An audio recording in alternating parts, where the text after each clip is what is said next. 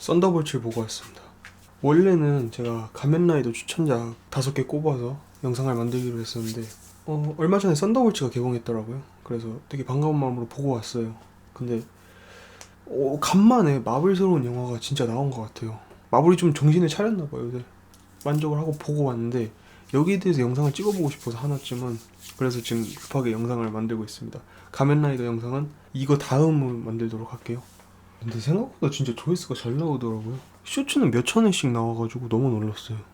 근데 지금 그게 문제가 아니고, 일단 기본적으로 어떻게 제가 이거를 했냐면 주요 캐릭터별 간단한 감상평, 그리고 제가 느꼈을 때 장점, 단점, 그리고 약간 호불호 갈릴 수 있을 만한 부분이랑 개인적인 저의 감상평도 좀 얘기를 해보도록 하겠습니다.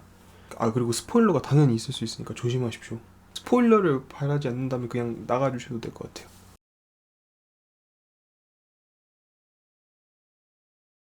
일단 옐레나가 있었죠. 사실상 가장 원톱 주연이긴 해요. 일단 기본 설정이 블랙 위도우랑 같은 레드룸에서 훈련을 받은 그런 킬러나 스파이로 길러진 인물이지만 나름대로 따뜻한 마음을 갖고 있는 그런 사람이라는 설정인데, 등장 작품은 일단 2개가 있어요. 블랙 위도우에서 나왔었고요. 그리고 호크아이에서 나왔는데, 개인적으로 호크아이는 안 봐도 될 것 같아요, 이 영화에. 그냥 따로 크게 연계될 만한 부분이 없어요, 사실. 말로 몇 마디 언급되는 수준으로만 알고 있어도 괜찮을 것 같아요. 연계성을 한번 따져보자면 블랙 위도우에서 이제 레드룸을 그냥 아예 붕괴시키고 그 이후에 엔드게임 이후죠.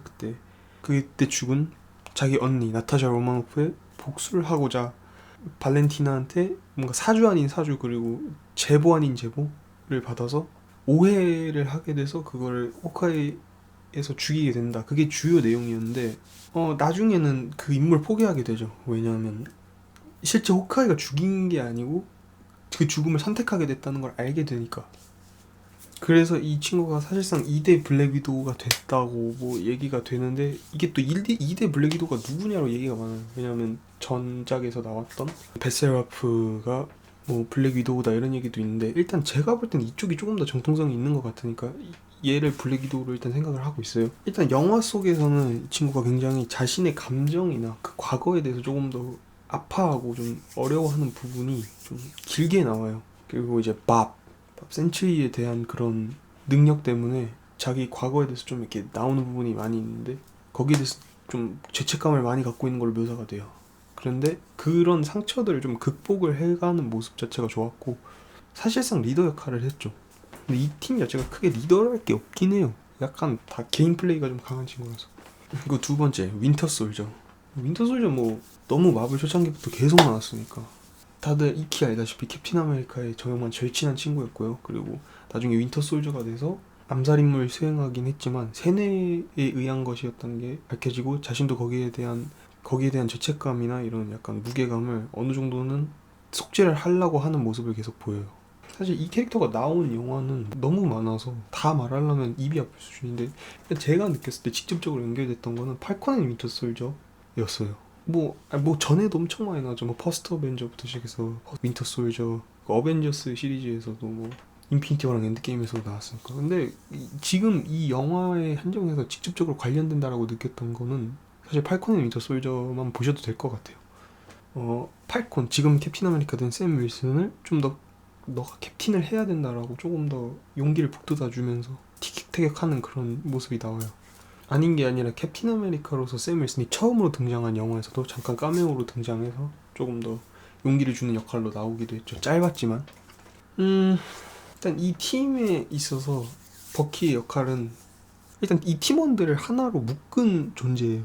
의도를 했든 안 했든 자기가 처음으로 모여서 우리가 팀으로서 이걸 첫 뭔가를 할 수 있게 만든 그런 존재였죠.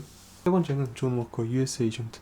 이 사람은 팔콘 앤 윈터 솔저만 보셔도 되긴 해요.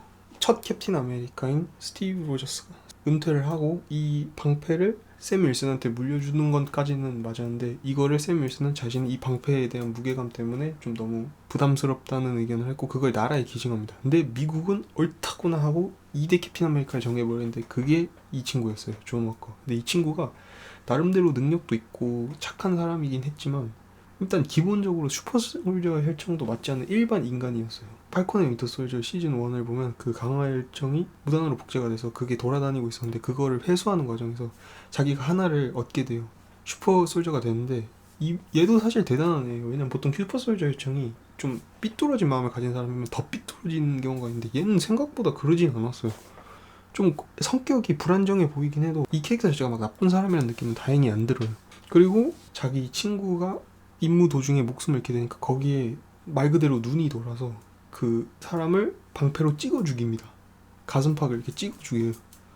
그리고 나서 이제 불명예 전역을 당하고, 그리고 나서 발렌티나한테 고용이 돼서 용병 일을 하고 있었고, 그때부터 사용했던 이름이 US 에이전트예요. 일단 그리고 이 캐릭터가 영화 안에서 하는 역할은 뭐가 있었냐면, 팀 내에서 생각보다 슈퍼솔저 혈청을 맞았잖아요. 그러다 보니까 강화인간이니까 생각보다 육체적으로 뭔가 전술적으로 하는 게 생각보다 꽤 있어요. 조금 피식했던 부분은 이 방패 찌그러진 거를 그대로 들고 다녔더라고요. 왜냐면 캡틴 방패 비슷한 걸 들고 다니는데 이게 나중에 찌그러져서 이렇게 그 영화에서 묘사하길 타코처럼 이렇게 찌그러져 있어요. 근데 그거를 안 고치고 새로 만들거나 이러지 않고 그냥 그대로 들고 다니더라고요, 마지막까지. 그래서 그게 조금 다혈질이고 성격이 좀 급해 보인다고 해야 되나? 그런 게 조금 보였어요. 그래가지고 이것 때문에 갈등이 몇 번 생기는 것 같기도 하고, 사실 팀으로 활동하기엔 썩 안 좋은 사람인 것 같긴 해요. 마지막엔 어찌어찌 해서 잘 융화되긴 하는데, 그리고 자기가 군인 출신이었다는 걸 굉장히 강조하는 사람입니다. 네 번째는 레드 가디언인데요. 알렉세이라고 부르죠. 이 사람은 블랙 위도우에서만 나왔는데, 그러니까 블랙 위도우에서 소련에서 또 슈퍼솔저를 만들려고 했는데 그때 슈퍼솔저로 만들어졌던 인물이긴 한데, 슈트도 캡틴 아메리카랑 굉장히 비슷한 슈트를 입고 있어요. 빨간색 슈트. 근데 그 이후에 몸 관리를 못해서 뭐 살이 찌고, 앞에 말씀드렸던 옐레나와 어렸을 때 위장 가족으로 지냈던 기억이 있습니다. 옐레나를 근데 진짜 자기 딸처럼 아끼는 게 보이는 이유가, 옐레나가 중간에 뭐 다치거나 아니면 조금 위험에 빠졌다라고 느끼면 진짜 자기 딸인 것처럼 어쩔 줄 몰라 하고 어떻게든 옐레나를 좀 보호해 주려고 하는 게 보이기는 해요. 그래서 생각보다 블랙 위도우에서 나왔던 모습보다 더 캐릭터가 굉장히 잘 빠져 있습니다. 이 영화 내에서는 이 사람도 슈퍼솔저긴 하고, 하지만 제가 느꼈을 때 액션에서 큰 비중은 없었어요. 근데 웃기는 부분 있잖아요. 거의 한 80% 이상 웃기는 걸 담당을 해요. 그래서 영화 내에서 굉장히 활기를 불어넣어주는 유머를 담당하게 되는 그런 역할을 하고 있고요. 액션에서 도드라지질 않아서 그렇지 나름대로 제 몫은 한 것 같아요, 지금 생각을 해보면. 그리고 모스트 앤트맨과 와스프에서 나왔었고요. 그 이후에 안 나오다가 오랜만에 마블에서 나왔는데, 어렸을 때 사고로 몸을 투시할 수 있는 능력이 생겨서 그 능력을 이용해서 실드의 요원으로 활약을 했고, 근데 이 투시 능력이 점점 심해지다 보니까 이게 위험해지는 수준까지 가서 치료법을 찾으려고 하다가 결국 치료법을 찾고, 근데 제가 볼 때 주요 멤버 중에서 비중이 적었어요. 제가 느꼈을 때 딱히 뭘 했는지가 기억이 안 나네요, 이 친구. 그러니까 중간중간에 양념 같은 액션이나 대사들은 툭툭 치는데 크게 뭘 했는지 기억이 안 나요, 지금 생각을 해보면. 영화 내에서 하는 건 뭐 잠입해서 뭘 훔쳐온다든지 이런 거는 많이 확실히 하긴 해서 존재감은 확실히 유지가 되긴 했는데, 글쎄요, 따로 이 캐릭터가 뭔가 제일 기억에 남는 장면이 있냐라고 하면 크게 없는 것 같아요. 저는 그게 좀 아쉬웠습니다. 그리고 나오는 게 밥이란 이름으로 나오는 센츄리인데, 원래는 마약 중독자인 사람이었는데 발렌티나에 의해서 이제 센츄리 프로젝트라는 프로젝트에 참여를 하는데, 거기 참여한 사람이 다 죽었는데 유일하게 생존을 했어요. 근데 본인이 어떤 능력을 갖고 있었는지, 그리고 왜 여기 있었는지 기억을 못하는 상태였고요. 나중에 발렌티나한테 스카웃이 돼서 센츄리로 활동을 하는 듯 했으나 보이드라는 또 다른 자아가 깨어나서 갈등을 하는 역할로 나오는데, 일단 이번 영화에서 처음으로 나와서 앞으로 이 캐릭터가 어떻게 될지 잘 모르겠어요. 근데 이중인격적인 캐릭터를 갖고 있기도 하고, 발렌티나가 말하길 어벤져스 전체를 다 합친 것보다 강하다라고 했으니 앞으로도 활약을 기대해볼 만하고, 약간 그 보이드라는 인격이 나왔을 때 제일 먼저 생각했던 건 이상할 정도로 홈랜더가 떠올랐어요. 금발인 것도 그렇고 약간 수트 자체도, 그리고 능력이 쉽게 말하면 슈퍼맨 같은 느낌인데 남의 내면을 볼 수 있게 하는 그런 능력이 있어요. 어두웠던 기억 혹은 힘들었던 기억을 볼 수 있게 하는 능력이 있는데, 이걸로 모든 멤버들이 한 번씩은 다 힘든 기억을 하나씩 꺼내게 돼요. 진짜 앞으로의 활약상이 더 기대됩니다. 이 캐릭터는 근데 따로 막 인상이 깊었다기보다는 진짜 이번 처음 등장했으니까. 그리고 나쁘지 않은 모습을 보여줬으니 다음엔 어떻게 하면 좋을까. 그리고 쿠키 영상에서도 자기한테는 또 다른 자아가 있는데 얘가 깨어나면 골치 아파진다라는 식으로 얘기를 해요. 그리고 발렌티나 팔콘 앤 윈터 솔저에서도 나왔고 블랙 위도우에서도 나왔고 와칸다 포에버에서도 나왔고 이번에 썬더볼츠에서 나왔는데 이 캐릭터는 현재 기준으로 닉 퓨리 안티체제 같은 느낌이 있고요. 약간 흑막 같은 느낌이고 지원을 해준 사람인 건 맞는데 닉 퓨리처럼 뭔가 비밀은 있지만 명백한 선역이 아니라 뭔가 진짜 흑막인 느낌이 강한 캐릭터예요. 나올 때마다 뭔가 의미심장한 말을 하고 묘하게 약간 이간질시킨 느낌도 있고. 그리고 이번 영화에서 확실히 세기를 박았죠. 이 사람은 절대로 선역일 수는 없다. 정치질에 굉장히 능한 사람이다. 이후에 어떻게 변할지, 악역으로 당장 변해도 이상하지 않을 사람, 아니면 지금도 악역으로 분류해도 그렇게 이상하지 않을 사람이기 때문에 마블에 있었던 모든 정치적 악역들을 싹 다 안 좋은 점만 모아두면 이런 캐릭터가 만들어질 것 같다는 느낌. 마지막에는 뉴 어벤져스라는 이름으로 썬더볼츠 멤버들을 바꾸죠. 그 마지막 태스크마스터. 태스크마스터는 블랙 위도우에서 나왔고 레드룸에서 똑같이 어렸을 때 블랙 위도우의 미션 중에 거기에 휘말려서 죽을 뻔하고 그 이후에 살인병기를 키워줬다라는 설정인데 이 캐릭터는 자신 상대방을 모방하는 능력을 갖고 있어요. 그래서 호크아이, 블랙팬서, 블랙 위도우, 스파이더맨 모든 캐릭터의 능력을 다 카피해서 자신의 것처럼 사용하는 캐릭터입니다. 근데 이 캐릭터는 길게 설명하고 싶지 않아요. 왜냐면 나와서 한 5분도 안 돼서 죽어버렸거든요. 그래가지고 따로 뭘 이 영화에서 한 게 없어요. 그냥 나와서 대사도 한두 마디밖에 없었던 것 같아요. 지금 기억을 해보면. 대체 이 태스크마스터는 왜 등장시켰나라는 생각이 들어요. 근데 약간 이런 류의 영화에 보면은 초반에 허무하게 죽는 캐릭터가 한 명씩 있단 말이에요. 그걸 아마 태스크마스터가 한 것 같은데 너무 이 캐릭터가 뭔가 있을 것처럼 해놓고 아무것도 없이 죽어버리니까 너무 아쉬웠어요. 일단 장점이 캐릭터들의 서사를 생각보다 깊게 묘사합니다. 캐릭터들의 감정선이라든지 이런 것도 굉장히 깊게 묘사해서 감정이 이입을 할 수 있게 해줘요. 이 캐릭터들이 어떤 캐릭터였고 이런 것들도 다 설명을 해주게 되고, 그리고 또 연기력이, 배우들이 연기를 워낙 잘해서, 그리고 기존의 MCU와 다른 느낌이 분명히 있어요. 마블스럽긴 하지만 뭔가 마블스러움에도 새로운 느낌을 더하고 있는, 새로운 시도를 하고 있는 그런 느낌이었어요. 하자 있는 능력자들을 모아서 하나의 팀으로 모으는, 거기서 발생하는 케미스트리 이런 거를 바랬던 것 같아요. 단점이 이런 서사들을 다뤘던 것까지는 좋은데 런닝타임이 중요 캐릭터가 사실상 7명이잖아요. 멤버들의 서사에 좀 더 이렇게 얘기를 해주다 보니까 조금 얘기가 너무 복잡하나? 그 마블이 지금까지 안고 있던 고집이랑, 그리고 최근에 좀 더 심해졌던 전작을 안 보면 이야기가 너무 어려워요. 말로 대충 한두 마디로 설명하는데 이게 대체 뭔 소리지? 라는 느낌이 나요.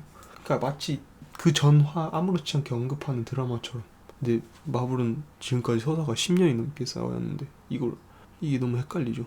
그 액션 자체는 굉장히 잘 뽑힌 편인 것 같은데 이게 좀 딱 기억에 남는 장면이 없어요. 팀업에 관련해서 거기에 뭔가 팀스럽게 싸운 그런, 뭔가 팀워크를 발휘하면서 싸우는 그런 연출은 사실 없었던 것 같고요. 그냥 무난무난했다. 그러니까 나빴다는 건 아니에요. 그냥 그게 좀 아쉬웠다는 거. 그 호불호 갈릴 수 있는 요소, 일단 약간 느낌이랑 색채가 일반 마블 영화랑 조금 달랐습니다. 굉장히 어두칙칙했고요. 그리고 좀 약간 유쾌한 느낌이 없어요. 그 마블 영화 특유의 약간 희망적인 그런 느낌이 없어요. 그냥 얘들이 힘들어하는데 그걸 극복하는 그런 거에 포커스를 맞추다 보니까 다행히 레드 가디언이 웃겨주면서 그런 게 조금씩 나오는데, 그런 게 있어서 그나마 좀 밸런스가 좀 맞춰진 것 같긴 한데, 그냥 그런 거 빼고 마블 영화 톤 자체만 놓고 보면 조금 어두워 보였어요. 그리고 캐릭터들의 서사를 좀 보여주는 게 이게 장점인지 단점인지 모르겠는 게, 분명히 저같이 전작들을 보거나 대충 이 캐릭터들의 설정에 대해서 조금씩 알고 있는 사람들은 이게 장점일 수 있거든요, 분명히. 근데 얘는 좀 이거를 그냥 정말 가볍게 즐기러 갔던 라이트 팬들은 이게 뭔 소리지? 내가 왜 얘 이런 이야기까지 알아야 되지? 싶은 느낌이 들 수도 있어요. 왜냐면 러닝타임 자체도 그렇게 길지 않아요. 그리고 막 이런 액션이 많이 없어요. 근데 저는 나쁘지 않았던 것 같긴 한데, 이게 액션이 없는 건 조금 저도 아쉽긴 했어요. 나쁘진 않았지만 아쉬웠다. 향후 마블 영화들에 보면은 좀 우리가 주목을 해봐야 될 게 이름이에요. 마지막에 뉴 어벤져스라고 이름을 붙이셨잖아요, 썬더볼츠가. 근데 첫 번째 쿠키 영상에서 보면 샘 윌슨이 이 상표권으로 소송을 걸어요. 그러면 우린 이제 어벤져스가 두 개가 존재하는 게 돼요. 샘 윌슨 어벤져스 그리고 썬더볼츠의 어벤져스. 그래서 버키 원래부터 샘 윌슨과 친했던 버키가 이걸 좀 중지를 해보려고 했는데 그게 잘 안 됐다라고 해서 마지막에 결국 어벤져스로 바꾸죠, 이름을. 말장난이긴 한데 실제로 많이 쓰는 방법이기도 하죠. 저작권에 걸리지 않으려고 철자나 발음만 살짝 바꿔서 사용하는 거. 그래서 이 두 팀이 어쨌거나 협력을 하게 될 거라는 건 자명한 사실이긴 해요. 근데 이 과정을 어떻게 그려낼 것인가, 이걸 좀 기대할 수 있게 되고. 그 발렌티나 도대체 뭘 꾸미고 있는 건가? 악역인가? 악역이라고 하기엔 근데 또 선 지향을 하고 있어서 이게 악역이라고 하기도 애매한 그런 게 좀 기대가 됐고요. 센츄리의 이중인격으로 분리를 한 게 전 마음에 들었어요. 이 사람이 변했다가 아니라 이 사람은 원래 있고 여기에 또 다른 자가 깨어났다는 식으로 분리해 놓은 게 저는 마음에 들었어요. 그래서 언제든지 위험해질 수도 있는 그런 캐릭터인 게 좀 마음에 들었습니다. 그리고 마지막 쿠키 영상에 비춰주는데 Fantastic Four 드디어 Fantastic Four가 마블로 돌아왔습니다. 제발 이번엔 좀 진짜 제대로 좀 만들어줬으면 좋겠어. 판타스틱 4는 버릴 수 있는 카드가 아니에요. 써먹을 수 있는 게 너무 많아. 상징성도 있고요. 그래가지고 저는 빨리 좀 판타스틱 4가 잘 됐으면 좋겠어요. 그리고 제가 좀 느끼기 애매했던 게 약간 뉴 어벤져스랑 그리고 샘 윌슨이 조직하려고 하던 어벤져스 은근히 대응되는 캐릭터가 많아요. 그리고 솔직히 밸런스 패치만 놓고 보면은 훨씬 더 좋아요. 일단 슈퍼솔저의 세럼을 맞은 사람이 3명이야. 이건 무시 못해요. 이거는. 그리고 블랙 위도우의 역할에 대응되는 사람도 한 명씩 있고. 그래서 빨리 저는 이 둘이 어떻게든 케미스트리를 보고 싶습니다. 저는 기대하고 있습니다. 이번엔 잘하자 진짜 마블. 더 이상 망가지면 안 돼. 근데 판타스틱 4가 마지막에 나올 거라고는 진짜 생각을 못했어요. 곧 개봉하니까 간단한 떡밥 정도는 있을 줄 알았는데 이렇게 진짜 대놓고 사자가 딱 나오는 게 이거는 좀 예상치 못했어요. 자, 이번에 또 썬더볼츠가 개봉을 했으니 여러분들도 가서 한 번쯤 보셨으면 좋겠고요. 저는 아마 한 2-3번 정도 더 볼 것 같아요. 원래 마블 영화 개봉하면 여러 번 보거든요. 저도 제가 말씀드렸던 부분도 한번 곱씹으면서 보셔도 좋을 것 같고, 스포일러에 당하셨던 분들은 죄송합니다. 오히려 스포일러 얘기를 하면서 보는 것도 재밌어요. 이게 하나씩 맞아 들어가고 이게 여기서 나오는 거는 이렇게 보면 돼요. 재밌게 보시고 여러분들 저와 함께 어벤져스 둠스데이를 기다리면 좋을 것 같습니다. 감사합니다. 그리고 다음에는 진짜로 가면라이더 추천작으로 영상을 찍어보도록 하겠습니다. 안녕.